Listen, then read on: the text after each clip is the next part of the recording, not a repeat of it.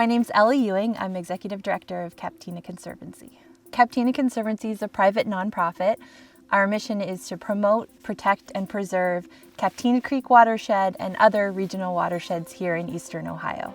The kind of extras that the grant provided were perfect for our needs. We had volunteers who were able to do the actual work to clear the trail, to plan it, but the funding to just add what's needed for the public to make it so they have a map so they can tell where to go on the trail, so that they have a place to, a guide along the way so that they're not getting lost while they're out there. Then having it be an enjoyable experience will help encourage people to want to return and to come back again. Well, we view land conservation as being really important when it's supported by the community, and encouraging people to have positive experiences with nature and have access to areas like the Rock River Refuge really helps develop that baseline of support. I think FAO's focus on Appalachian Ohio in particular and on highlighting the environmental connection with the community is unique. There's not a lot of other organizations doing that work in this particular area. So targeting and supporting organizations like Captina Conservancy is just a huge way to connect the community and to spread the impact of protecting the environment, educating and outreach to people on conservation and the needs that are there. Athens Conservancy is a nonprofit land trust based in Athens, Ohio. We exist to preserve natural land in Athens County and surrounding areas.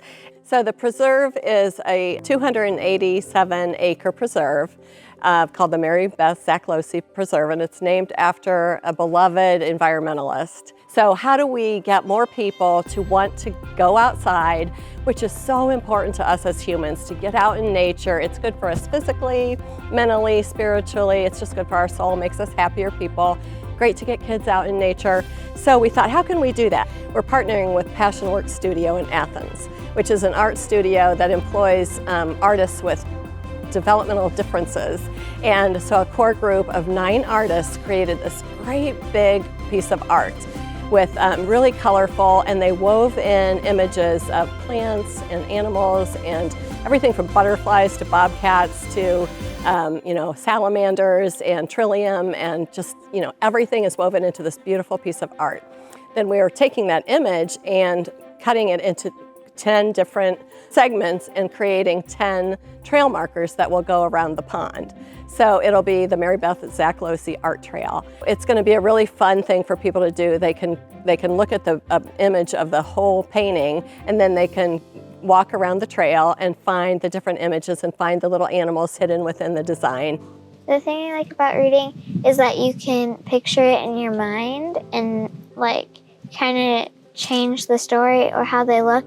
My favorite thing about reading books is trying to figure out what the main thing the author's trying to get through to us through the book.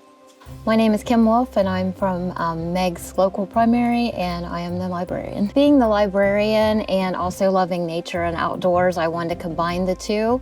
We do a lot of activities where the kids get rewarded for their reading success, and we take a lot of walks here on our nature trail.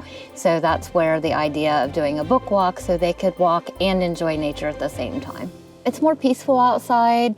There's a lot of stresses with being in school and just being little and trying to learn, and they can come outside, they can escape their reality to a peaceful place where they can explore and learn and grow. The kids find it fascinating, they love it. It brings an excitement to reading and to being outside. My mission is to have kids read and love to read, and so the more opportunity we can give them to read and different places to read, the better that is.